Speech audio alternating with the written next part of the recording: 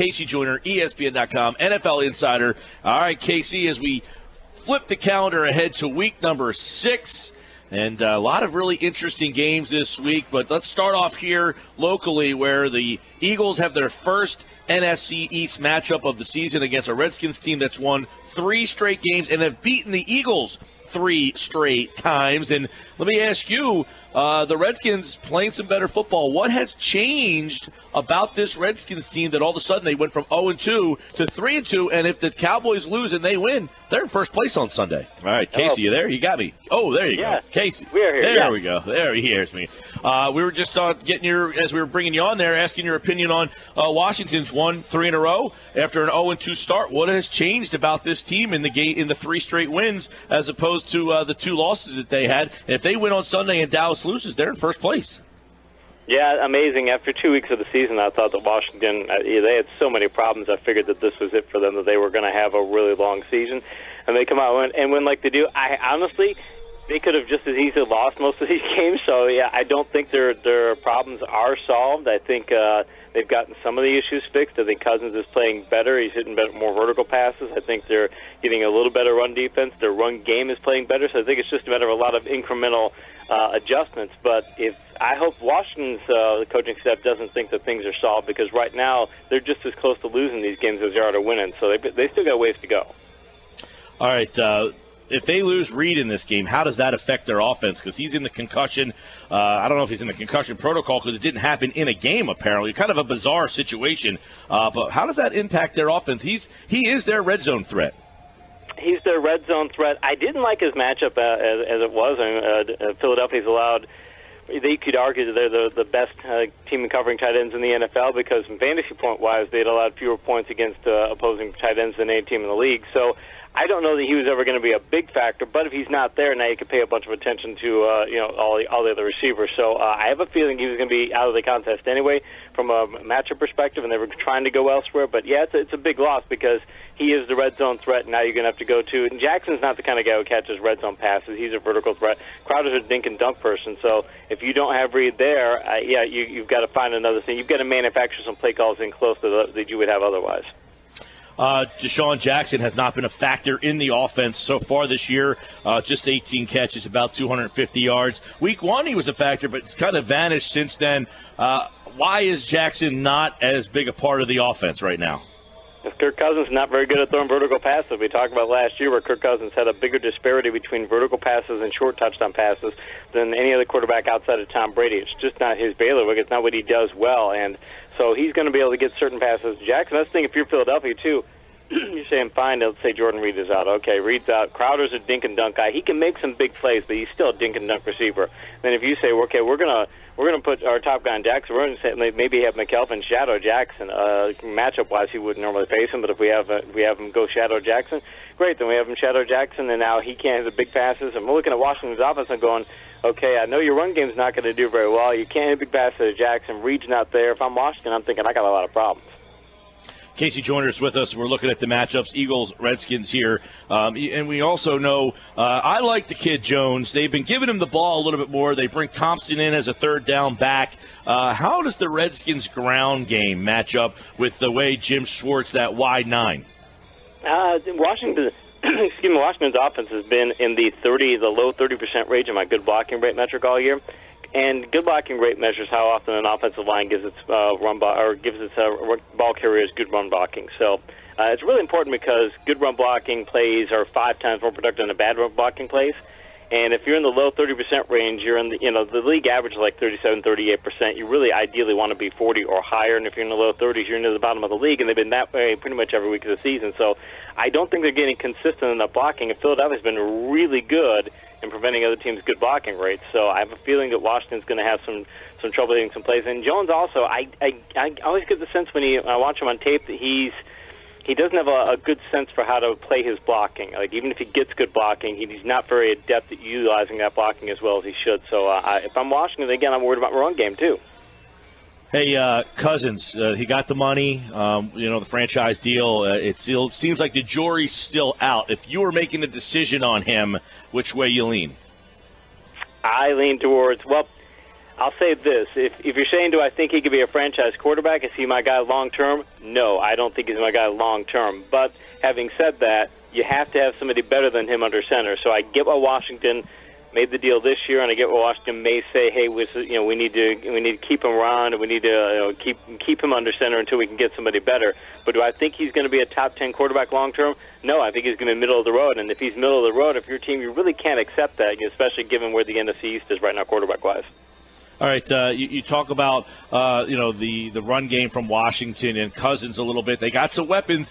How about Philadelphia? What they like to do is they don't blitz, but they like to rush the passer with those down linemen. How does that front four of Philadelphia match up with this Washington offensive line?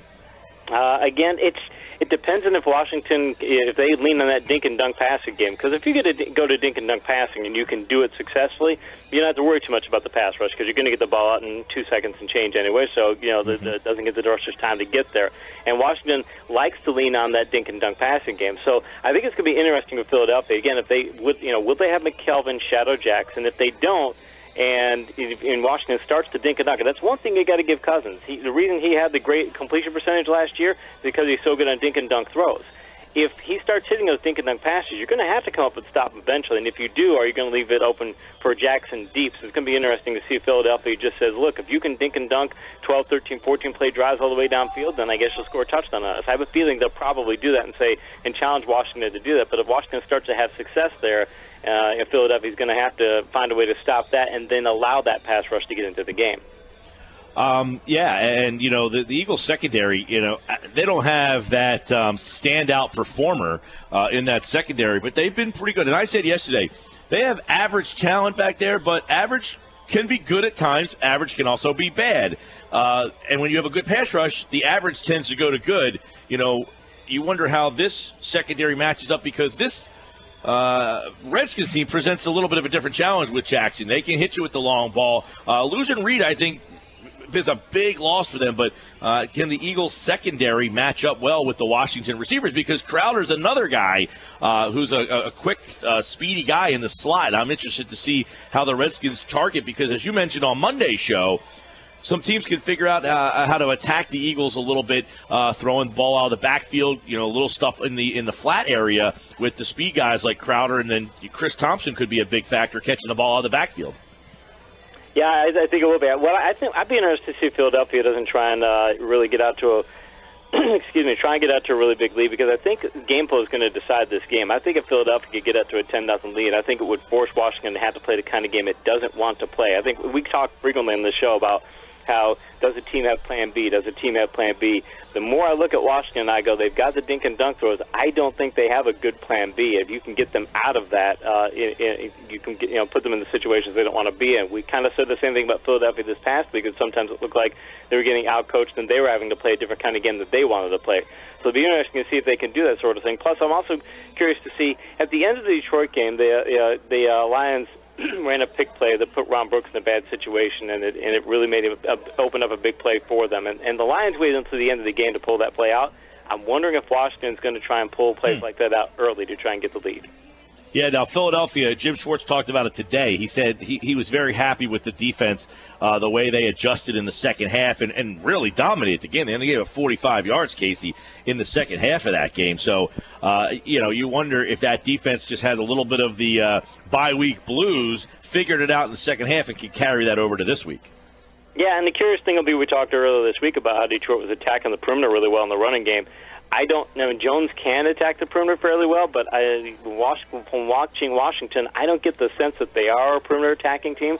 That's not going to be what they lean on. That's not, Chris Thompson. I don't know that this is a team that wants to do that. So be curious to see if Washington puts those things in there. But again, if Philadelphia, they're going to have a week to prepare to say, hey, we know that's what they're going to do. And Philadelphia's run defense overall this year, besides what Detroit looked at, Philadelphia's defense has been pretty good. So if they can stop those perimeter plays and say, hey, get Washington to do some other things, I think they'll be interesting. Because it is going to be curious to see, does Philadelphia, how do they adjust this week? Because they know what, they can see on tape the same things that Detroit was, Detroit saw what Detroit was doing to them. They're going to find ways to adjust to that. So it'll be interesting to see that chess match if Washington tries to go to that, if Philadelphia matches, and if they do, what does Washington do as a counter, and does Philadelphia counter more quickly this time rather than wait till halftime?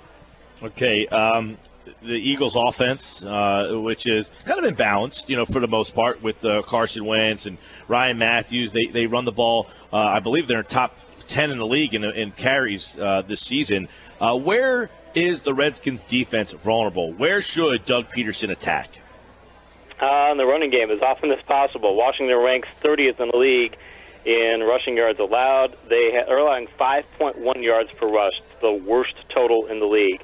You can run the ball on this team. And Philadelphia's run blocking has been, they're in the 42.4% is where their good blocking rate is right now. It's a really good number. And we talked earlier this week also about Smallwood and Sproles. You've got some guys who can hit home runs. Matthews really is more of a power back, and you do want to do a setup guy, but you've got some other backs who can hit home runs. If I'm Philadelphia, I'm trying to hit as many of those home runs as possible. I'm trying to wear this defense down with the run, and then I want Wentz to go vertical like he was in the first few games and trying to go after some of those vertical passes because Breeland's been banged up.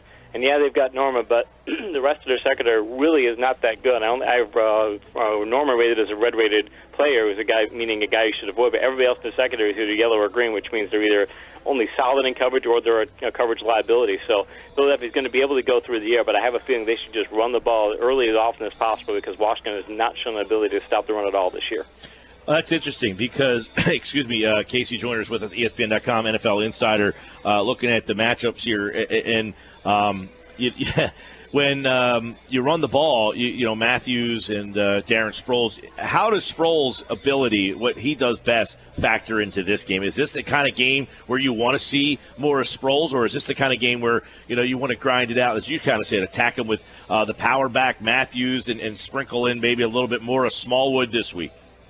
Well, early in the year, Sproles and Smallwood were both posting 10-yard or higher numbers in my good blocking yards per attempt metric, which means how productive you are when you get good blocking.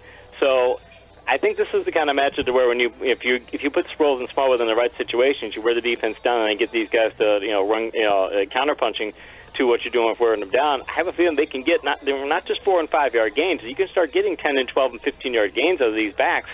Really start gashing the defense for large gains. I think that there's a lot of upside there in that running game to where it's not just trying to wear the clock down and things, but actually hit big plays in the running game. So I think Philadelphia needs to get a little more to that. Maybe take a little more pressure off of Wentz because I think they leaned a little more on Wentz against Detroit than they wanted to, and I think it rattled him a bit. And I think if you let him lean on the running game a bit more and let him be the counterpuncher to the defense, I think that would really help too. Hey, Norman, I know there was a lot of people who weren't sure if he fit into, this Redskins defense. They thought he was a product of Carolina's defense. One, how does he fit into Washington's defense? And two, if you're Philadelphia, can you take shots down the field? Because they haven't done it a lot. They tried it in that game against the Lions. We talked about it on Monday. It didn't work. Aguilar, the interception ends up happening. But is this a team, eventually you would think they're going to have to start throwing the ball down the field a little bit more as this season goes on, show a little bit more. Yeah, and the thing is, if I'm Washington for this particular matchup, I'm looking at Norman and going, okay, he's a red-rated cornerback. He's a guy who can make a receiver. To me, a red-rated cornerback is somebody who can make a receiver play worse than he would normally play. Not a shutdown corner, because the idea that somebody's going to shut down a receiver all the time, it just doesn't happen. It's just not the way things work. But can you keep the guy from having a gargantuan game? Well, Norman can do that. But if you're Washington, you're going, okay, Norman's due to line up against Matthews. If Matthews were playing in the split end, Matthews goes to the slot. So if you've got Norman up against Matthews, okay, that's fine. If you take Matthews out of the game, that's big, but it's not a huge advantage. And because Matthews isn't a dominant receiver. You don't care if you put him against Aguilar. Aguilar can't do much. If you put him against Dorial Green Beckham, well, Green Beckham can. He's showing he's better, but Dorial Green Beckham's not a superstar. So if you're Washington, you're looking at Norman going, no matter where I can put him in all these different places and I can do all these different things, I'm probably not going to have him shadow because I don't need him to shut any of these guys down because none of them are that great, but it also kind of limits what he does as a cornerback, that what value he gives you. If he goes up against Des Bryant, that's one thing. If you go against a team like the Eagles and the egalitarian receiving corps, kind of limits his value. KC Joyner is with us. We're breaking down the matchups you need to watch for this Eagles-Redskins game, and I don't know that you're getting it any better anywhere else. Where to attack this team, KC Joyner breaking down all the film, and you look at one interesting thing with the Eagles. They're going to go with Big V at right tackle, and I'm sure that you don't have a lot of tape on him or haven't seen him play because he didn't even get to play. He wasn't even active the first couple of weeks of the season. Very little experience. If you're Washington, what can defensive coordinators do to exploit a guy like that on the offensive line who has no experience? And conversely, how can the Eagles? What are the Eagles? Because I talked about on throughout the week, Casey, that might change the Eagles' offense a little bit, meaning, okay, now we got to keep Selleck in to block a little bit more rather than using our tight ends in the pass game. We got to send the running back and chip over that way a little bit more rather than trying to float him out of the backfield. So how is losing Lane Johnson going to affect the Eagles' offense, and what can the Redskins try to do to exploit the rookie starting at right tackle? Now, the thing is, if you know the Eagles are going to help on that side, excuse me, if you know they're going to be doing a lot of chips, you know they're going to be doing a lot of other, keeping a tight end thing. If you know they're going to be doing that, okay, go attack the left side because you know you're not going to get any help over there. And I know it's not the easiest thing to do to go attack the left side, but you go attack the left side, not just a standard pass rush. You maybe attack it with blitzes, you may attack it with other things, knowing the Eagles are going to overload it at one side. If the Eagles don't leave that kind of protection there, yeah, I definitely test them, and I'm definitely sending some outside rushes because if you look at pass blocking, if you can look at both tackle positions, you can get sacks on either. People talk about how important the left tackle position is. It is important, but you need to just block on the perimeter of the offensive line. You need to block either side on the outside. You can't just block. Finally, getting a blindside, it's great, but getting your quarterback hit in the face isn't a good thing either. So I think the Eagles will keep people in the block, but I have a feeling that this won't be as big of an issue as generally thought. Because unless this guy is just a terrible player, if he's even just replacement level player, yeah, it hurts, but it's only going to hurt to the tune of maybe, excuse me, another quarterback hurry, a quarterback sack every other game. And there are things you could do to play call your way around that kind of issue, too. So I have a feeling this isn't going to be as big of a drop-off as might be generally expected. All right, it's interesting, because Lane Johnson, one of the better ones in football, right? I mean, would you say that Lane Johnson, when he's out there, that he's one of the, top 5, top 10 right tackles in the game? Agreed, top 5, top 10. And as long as your replacement isn't, just the thing about the offensive line is that if you start grading offensive linemen, you'll find there are differences in things, but unless you've got a guy who's just terrible, who's bottom of the league, if you can get even just middle of the road and you can do play calling things to help him, you can alleviate the differences you can have from the drop off in talent. Hey, let me ask you. Peterson suggested that they didn't want to move Alan Barbary out there because they didn't want to move two positions. Steve Wisniewski, who has started in this league 77 games, mostly at center, he would have been the left guard.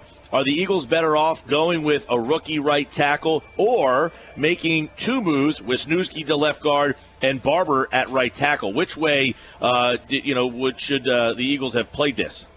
Continuity trumps all on the offensive line. If you look at offensive line play, when teams have continuity in the offensive line, that's when they do well. In fact, it's probably even a bigger factor than talent. Overall, you have to have talent, but if you have even just reasonably talented guys, and they play continually together for a while, and you go up against a team that maybe has more talent but is having to replace those players on occasion, you're going to find the team that has continuity probably plays better. So yeah, keep the other guys where they're supposed to be and just have one guy, because now you don't have to worry about whether one guy is not where he's supposed to be, and you don't have to make adjustments, because you think if you move the guard, the center also, right now the center knows the right guard is going to, okay, I know what he's going to do, I'm working well with him.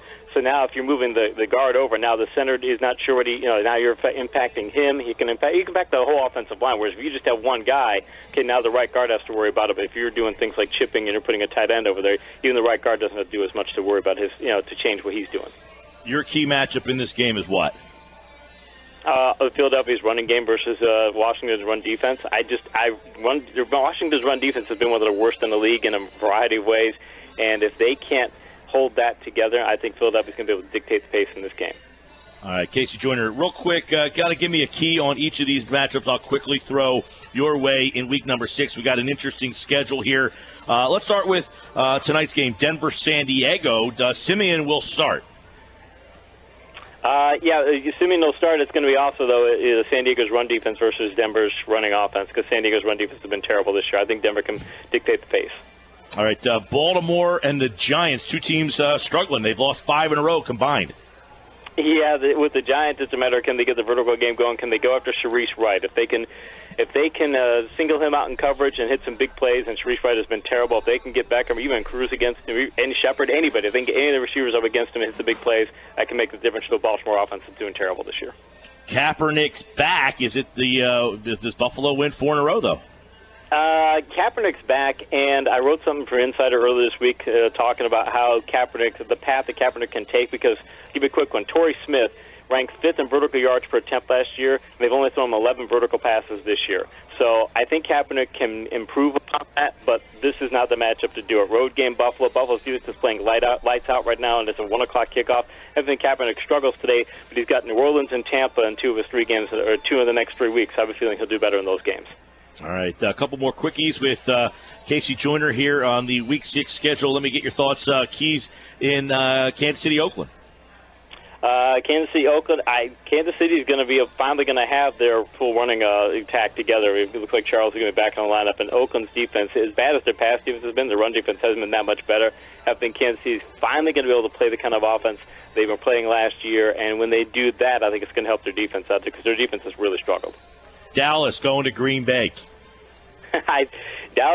It's going to be very curious to see, because Dallas, this is going to be the toughest running matchup they've had all year. Green Bay's run defense in the yards allowed per game is by far the best in the league. So I don't know that Zeke's going to have the same kind of game that he usually has, and that means you're going to have to ask Dak to do a whole lot more.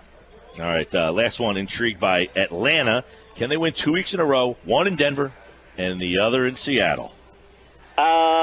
I have a lot more faith in them winning in Denver, because Denver doesn't have that great of an offense. Seattle does have an offense that's playing very well. Jimmy Graham has back-to-back 100-yard games, and the running game's getting going. So I have a feeling that this is going to be – Atlanta was fortunate to win last week. I don't think it's going to be as fortunate this week.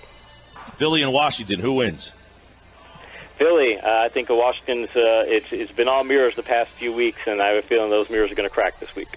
All right, he's KC Joyner, and, of course, every week on the Sports Bash Monday, he's back to recap what we watched on Sunday, all the Week 6 NFL action, and every Thursday we preview the games with KC Joyner, the football scientist, ESPN.com's NFL Insider, WWE on ESPN. Make sure you check him out at KC Joyner TFS on Twitter. Take care, pal. Thanks, man.